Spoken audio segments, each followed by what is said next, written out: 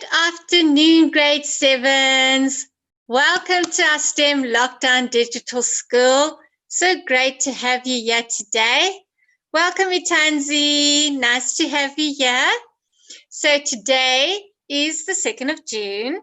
And for those of you that might be new, I am Sheena Cooney, your teacher and your host for today for English FAL. My email address for any homework you want to send or any questions or feedback you want about the lesson is sheenamelody@gmail.com. So you're more than welcome to reach out to me and I'll see how best I can help you. And today we are going to do a bit of a different kind of look at poetry. All right, remember it's revision, so we need to go over a few things about poetry, but this time we're actually going to look at a narrative poem, which is quite interesting. So we're going to learn a bit more about that. You probably know a little bit about it. So for some of you, it might be new, and for some of you, it just might be a bit of revision.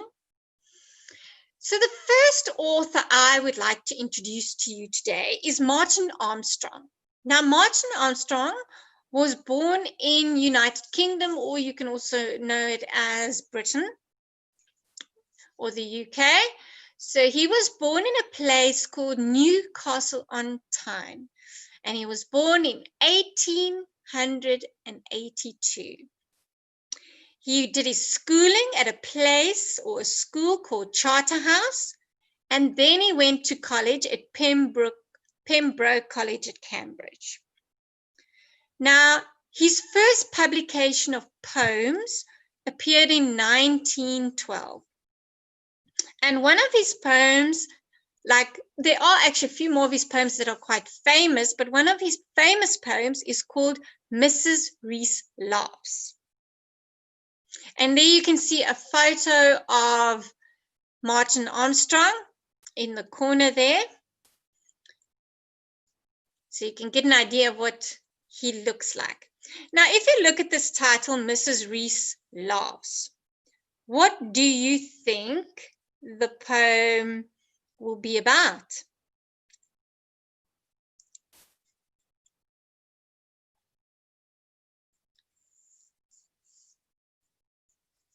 So what do you think this poem will be about? About jokes. Very good, about jokes. What else do you suggest?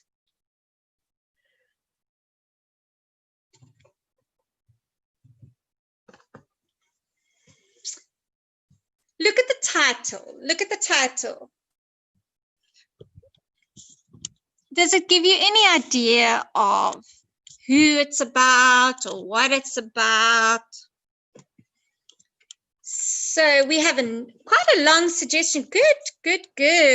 Hitanzi suggests it's a lady who never laughs, then something happens in between and then she starts laughing.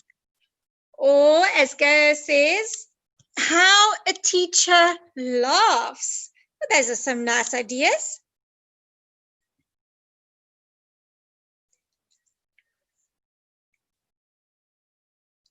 Why do you think it's hello, welcome. Why do you think it's a teacher though? I'm just curious. I'm not saying you're wrong. I'm just curious as to why you probably think it's a teacher.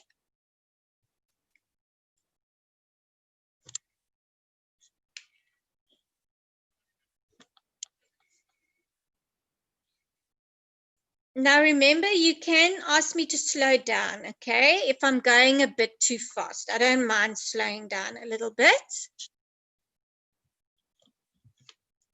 So we have, because they say Mrs. Reese, very good. So our teachers we call by name. Hitanzi, sorry, not Hitanzi. Am I right? Hitanzi, why am I getting confused today? Hitanzi suggests that she laughs at everything, even in a sad moment. Okay, that sounds interesting. I can actually imagine you guys writing your own poems about this. If it's about Mrs. Reese Laughs, What do you think the idea is about? Like, why write a poem about laughing? Why would we write a poem about laughing?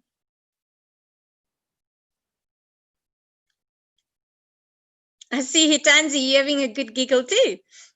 So why do you think we write a poem about laughing? Ah, yes, I like that. That is a very good quote and saying as well. Laughter is the best medicine. That I have to agree with.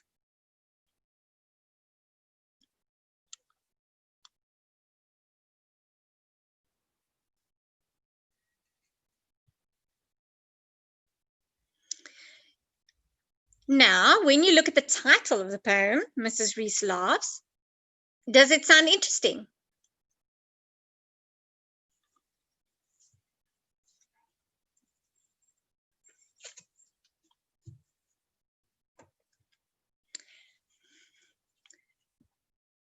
T says, yes, it sounds interesting.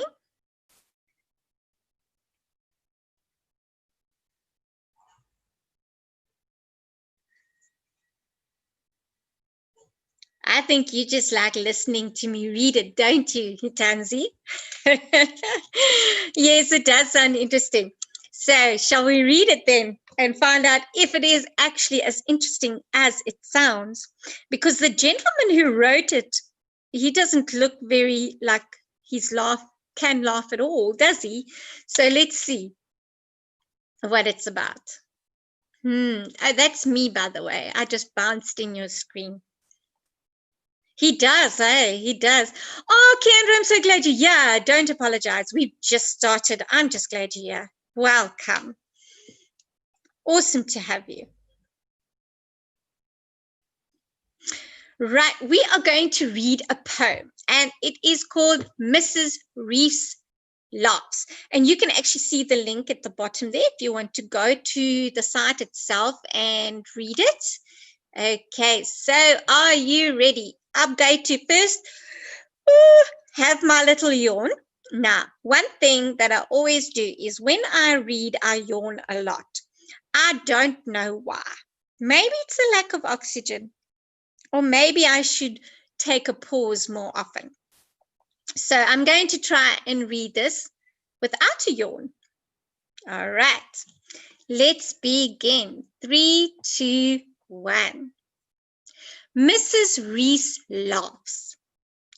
Laughter with us is no great undertaking, a sudden wave that breaks and dies in breaking. Laughter with Mrs. Reese is much less simple.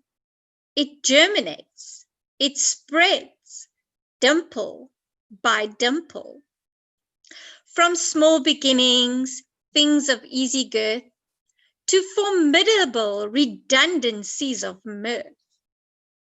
Clusters of subterranean chuckles rise, and presently the circles of her eyes close into slits, and all the woman heaves as a great elm with all its mound of leaves wallows before the storm. From hidden sources, a mustering of blind volcanic forces takes her and shakes her till she sobs and gapes. Then all that load of bottled mirth escapes. In one wild crow, a lifting of huge hands, a creaking stays, a visage that expands. In scarlet ridge and furrow, thence collapse, a hanging head, a feeble hand that flaps, an apron end to stir an air and waft a steaming face, and Mrs. Reese has laughed. Now, that is not what you expected, is it? Welcome, Junior. Nice to have you. Yes, Hitanzi, I did go to bed a bit late last night, but it's always worth it because I get to practice my lessons and teach them with you. So it's really cool. It's not interesting? Yeah, it's kind of confusing. Do you know why? Yes, well done, Kendra. My words are escaping me today. It is a bit kind of not as funny as you think because it has big words. They're complicated words. But that, unfortunately, my dears, is high school for you. So if we have a look, we have to kind of look at the poem anyway. So let's break it down sentence by sentence. First of all, let's do the easy stuff. Is there any rhyming words? Do you see any rhyming words? You don't have to give all the rhyming words to me. You can just give me a few examples because otherwise you will be here all day typing. Very good. Dimple, simple dimple. Nice. Heaves and leaves. Good.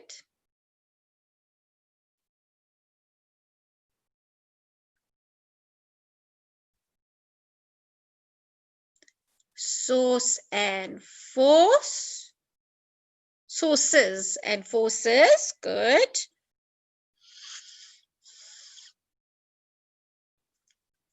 Undertaking and breaking. Well done. We've got, yes, we've got hand and expand. Good. Flaps and collapse. That's right.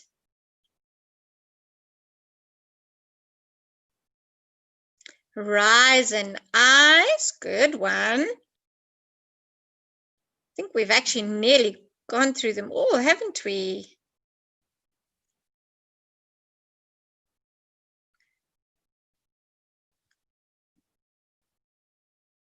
Girth and mirth. Good.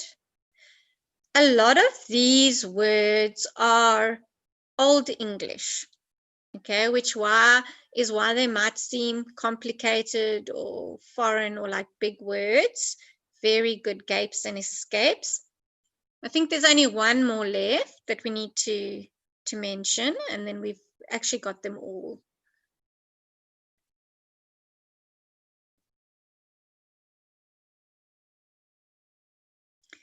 This is actually a poem with a lot of imagery. So, yes, that's it. Waft and laughed. Good. It has a lot of imagery. So, once you know a word, you can imagine it. He starts off by saying, laughter with us is no great undertaking. No great undertaking means it's not a huge task. So laughter for us people is not a huge task. In other words, it's easy. A sudden wave, you can imagine a sudden wave, okay, that breaks and dies in breaking. So it's like a wave in the ocean. You know when a wave breaks and disappears?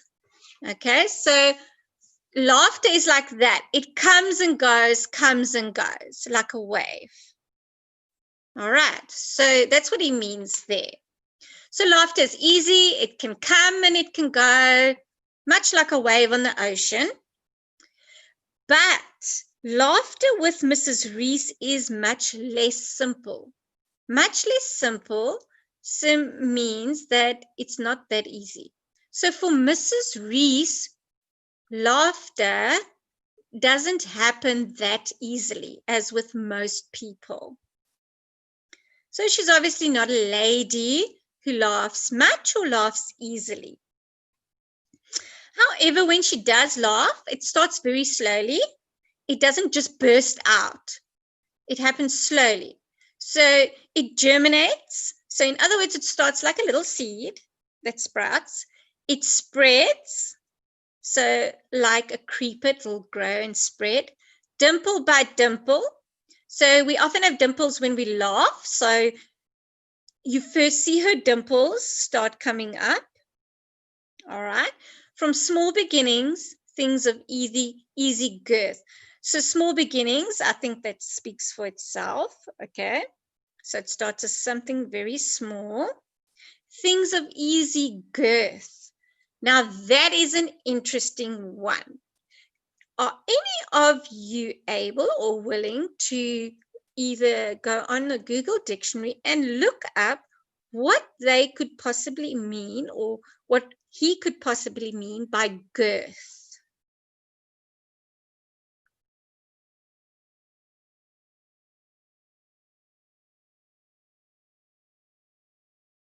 Oh, Kiandra, very good. Subterranean means under earth, like jealousy. You hide under a smile. Very good. So what do you think it means, easy girth?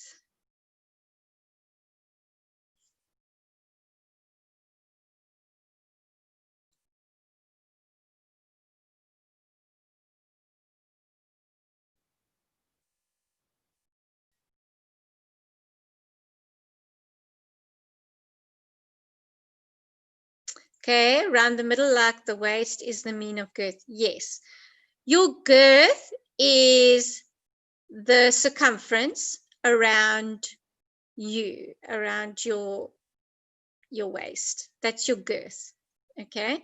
So things of easy girth. So from small beginnings, things that can maybe go around easily. So that can be easily measured. So if something's small, it's much easier to measure. So her laughter is easy to measure in the sense that it starts small. What do you think it means to say to formidable redundancies of mirth? Ooh, that's an interesting one. Formidable redundancies of mirth.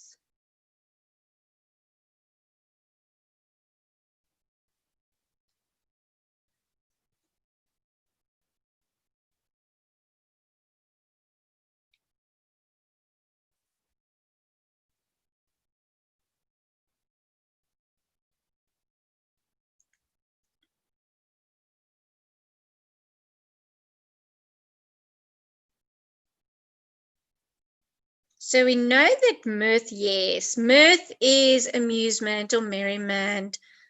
So that when you merry, that's your mirth, okay? So you have high spirits and you're happy.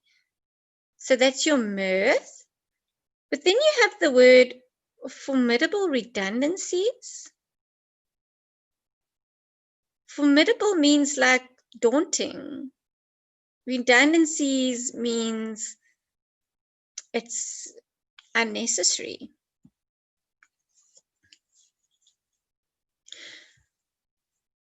So to formidable redundancies of mirth, I would think that perhaps they are trying to say that it is useless to fight against the merriment. It's unnecessary. I think actually, Kiandra, you mentioned it earlier on. You said that hidden beneath a smile. So basically her effort not, well, to slow down the laughter or to hide the merriment is unnecessary and a waste of energy, isn't it? Clusters of subterranean chuckles around rise and so clusters of subterranean chuckles rise, and presently the circle of her eyes. Okay, so clusters of subterranean chuckles rise. That sounds very interesting. You said subterranean, something about below the surface. All right, so she's got these chuckles in bits or in groups that she's trying to keep inside, that she's trying to not, but they just want to come out. They're just like, you know, when you're trying to hold in your giggle, that when you want to laugh, but you're not supposed to laugh, or you're in a moment or in a place where you shouldn't be laughing, and you're trying to hold it in. So I think that explains it quite well. Clusters of subterranean chuckles rise. And presently the circles of her eyes. So at that moment, when she's trying to stop the chuckles from rising, her eyes start squinting into slits because she's trying to keep the laugh in. All right, so her eyes are no longer these circles, they're in slits, so she's closing them, trying to keep in the laughter. And all the woman heaves. So all the woman means her whole body starts moving. As a great elm with its mound of leaves. So a great elm is this huge 100,000-year-old tree which is so tall and big and has all its leaves, and the way that they move before a storm. So her body is moving. So maybe she sounds like a big woman, doesn't she? She sounds like a big, stout, broad, strong woman when you read as a great elm, because it's a very strong, powerful tree. From hidden sources, so from places that you can't see, a mustering of blind volcanic forces, I think that speaks for itself, takes her and shakes her till she sobs and gapes. So she cannot hold it in anymore. It's like a volcano cannot hold in its eruption. It has to erupt when there's pressure underneath. Okay, so she just eventually erupts. Because when you try and hold something in, when you eventually stop holding it in, it's like the opposite effect. It's just like completely louder and bigger than what it originally would have been. So all her bottled mirth, so all the laughter and merriment she's been trying to keep inside just gets out. And her hands are waving. And she just starts shaking. And then she's laughing so much that she collapses. And you know when you hang your head and you're just like, oh my word, like you've run a race. Okay, so she laughed so much that she's actually exhausted and she's actually sweating and she's actually hot from the laughter. That's how much she laughed. So now that you kind of got a better imagery, it probably, yes, that's exactly right, Tansy. It's like when you get tickled. Okay, so it actually sums, I think for us, maybe the poem is about something that is so funny, but despite the rhyming word, the poem doesn't make us laugh. So it's kind of, it contradicts itself. It's a conflict with itself, if you understand what I'm saying. Like it's about laughter, like laughing at something that you cannot stop laughing at. But when you read the poem, you don't laugh because of the poem. So now let's ask ourselves a few questions to see what we understand. Okay, so what was this poem about?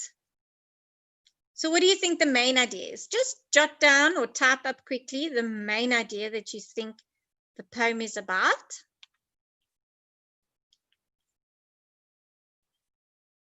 And I will pause so that you have a chance to do that. Okay.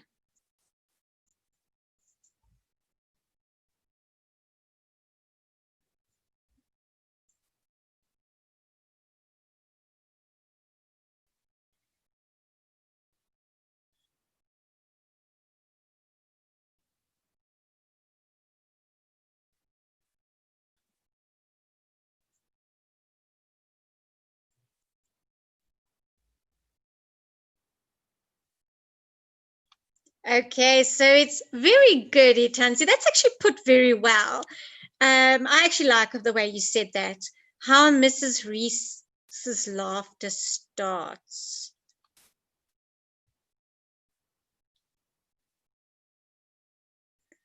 Question 2. If you had to summarize the poem as if you're going to tell someone else about it, all right, how would you explain it?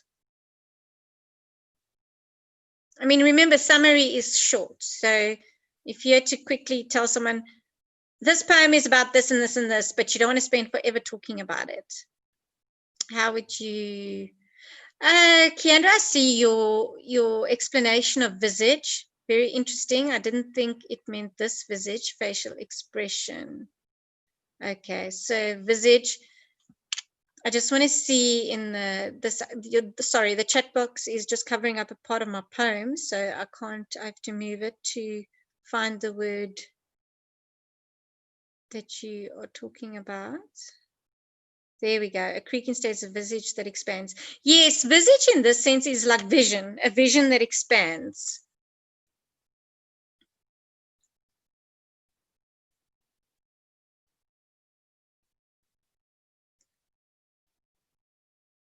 Alrighty, so any ideas as to how we would tell someone about this poem and what it's about? If we had to summarize it, remember when you summarize something, you're saying a bit more, but you're also not giving everything away.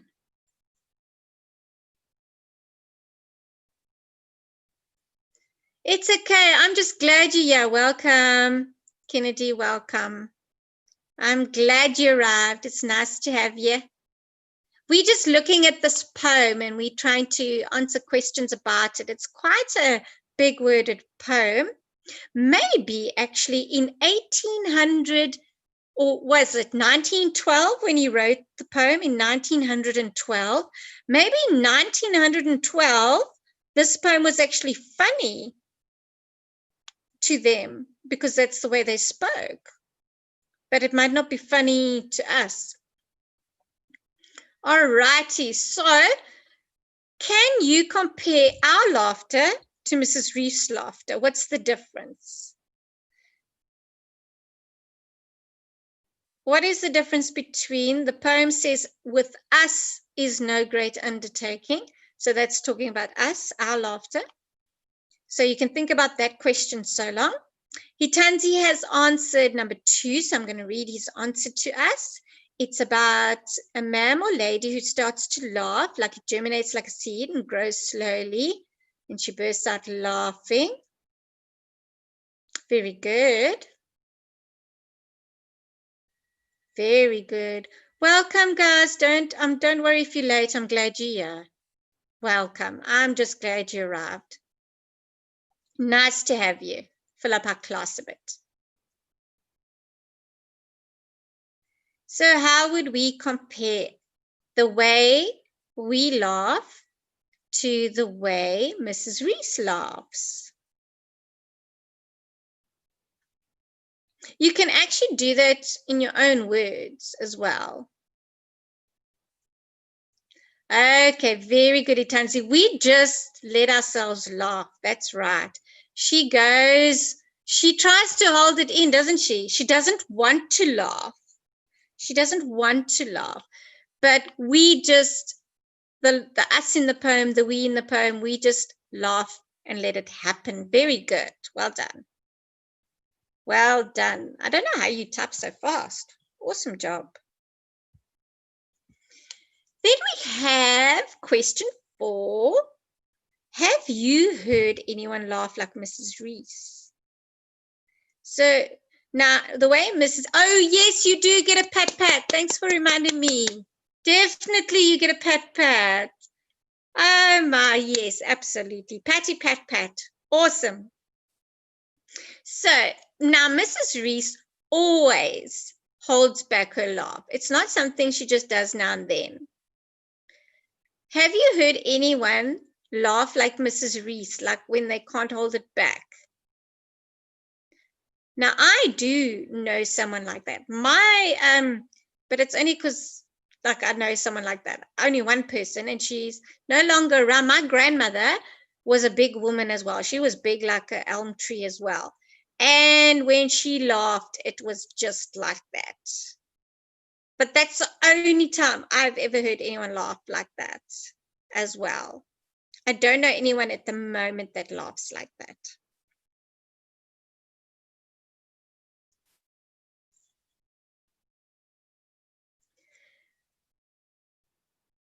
Did you notice the rhyming pattern? So you did notice that words rhymed. Can you maybe just look at, let's see, the first 6 sentences and give me a rhyming pattern, a rhyming scheme?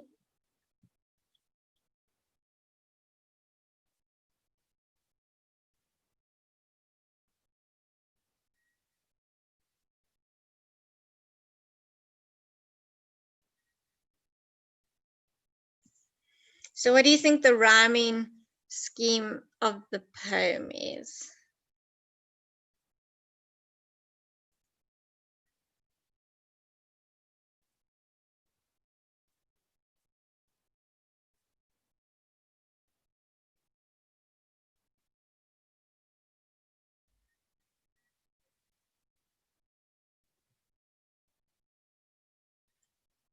So we've got A, B, B. So undertaking, breaking, simple, dimple.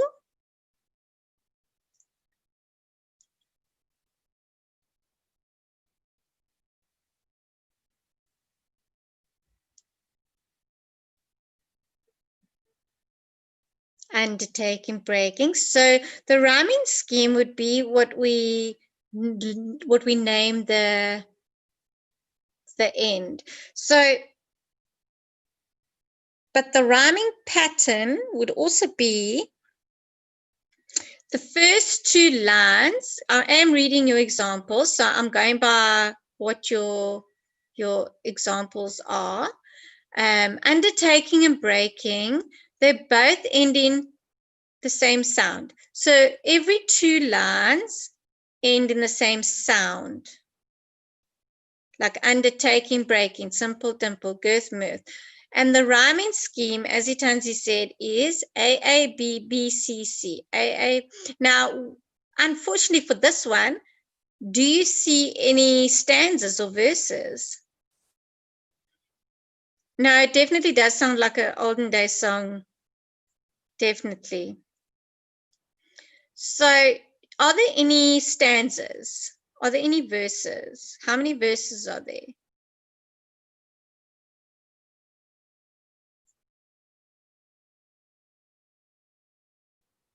Yeah, some of the words end with the S, that's right, as well. Very good, Itanzi. There are no stanzas and verses. So if you were asked to give a rhyming scheme, you actually wouldn't stop. You would go A, B, B, C, C, D, D, E, F, F, G, G, H, H, because there is no break. Okay. Some of you might be able to just log into your dictionary Google app and look up the following words. And okay, you can write out your meanings if you're doing the activity in written work. But for now, you can just give me maybe a quick idea of what the meaning is. So we've got mirth, heaves, gapes, visage, and feeble. Now, Keandra, you've already told me what visage is. So it's vision, the vision of something. Okay, a vision that grows. So you've got that one. Very good. Is it Mamo? I think that's your name. Mamo. Oh, I can't say that. Not that good today with these tongue twisters. I don't know if that is your name or your device's name, but you said mirth is amusement, laughter. Oh, Junior, thank you. Why do I keep forgetting that? I'm such a banana. Pat, by the way, to everybody who recognized the rhyming words and that there's no stanzas. Pat to Junior, because mirth does mean amusement, merriment, anything like that we express in a laughing manner. So pat for you. Well done. So we got 3 more words we have to look up and find their meaning. So Hitanzi, you say feeble means physically weak. Well done. It does. Physically weak. Very good. So Mrs. Reese was physically weak from laughing so much. Very good.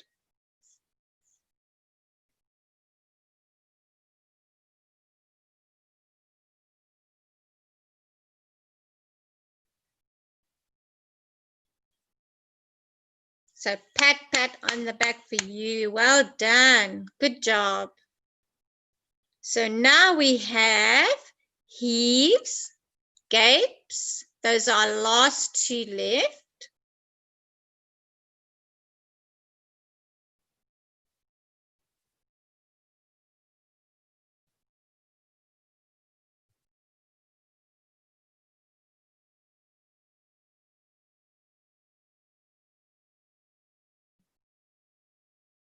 Any ideas?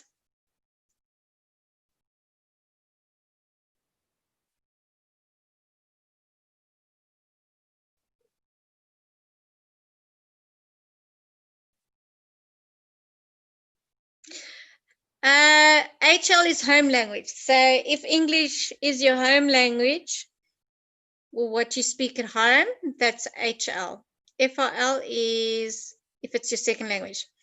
Okay, so what is the meaning of heaves and gapes?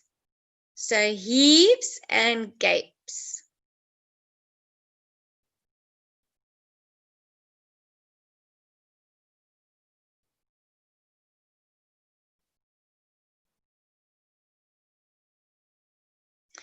Very good, Junior. Well done. Pat, pat. Stare with one's mouth open wide in amazement and wonder. So when you gape at something, you like staring at something with your jaw hanging open, basically. Well done. Good job.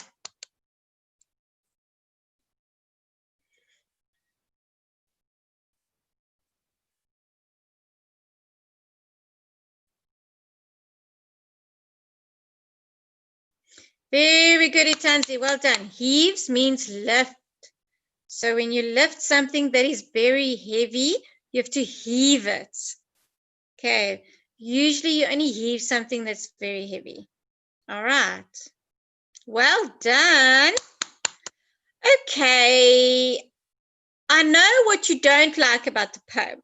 I know that you don't like the big words and the difficult words and the old English.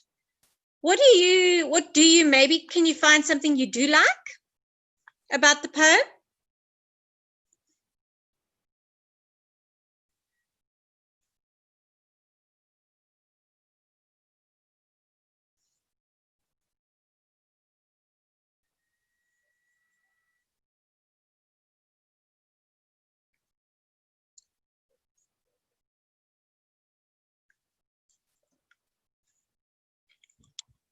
Anything you might maybe try and find that you like about the poem?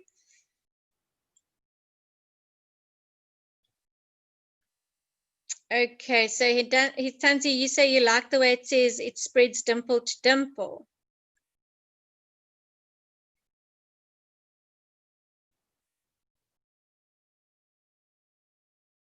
Yeah, so if you don't get something, you can just say you don't get it, okay? Yes, they do. They use Junior. They definitely use difficult words that you're not familiar with. So I can understand why you don't like it.